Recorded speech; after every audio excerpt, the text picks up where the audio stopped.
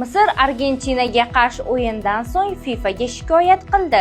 Misr futbol assotsiatsiyasi Jahon chempionati 2026-8 finalda Argentinaga 2-3 hisobda mag'lub bo'lgan uchrashuvdagi hakamlik yuzasidan FIFAga rasmiy shikoyat yubordi. Jamoa bosh murabbiyi Hussam Hasan esa mag'lubiyatda hakamlar qarorlari va tashqi omillarni aybladi. Misr futbol assotsiatsiyasi ushbu o'yinni boshqargan fransiyalik hakam François Letexi boshchiligidagi brigada ustidan tekshiruv o'tkazishni so'radi. Shuningdek, misrliklarning bekor qilingan goli hamda Argentinaning 3-golidan oldingi ehtimoliy penalti vaziyati adolatli baholanmagani ta'kidlandi. Shuningdek, ushbu hakamlar brigadasini turnir yakuniga qadar o'yinlardan chetlatish talab qilindi.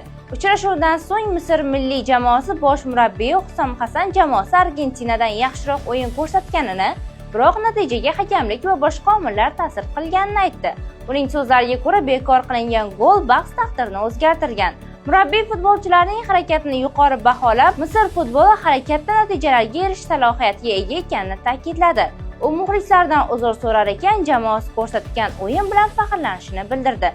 Eslatib o'tamiz, ushbu mag'lubiyatdan so'ng Misr Jahon chempionati 2026 bilan xayrlashdi. Xo'sh, bunga sizning fikringiz qanday? Izohlarda yozib qoldiring. Eng so'nggi xabarlar Qisqa News'da.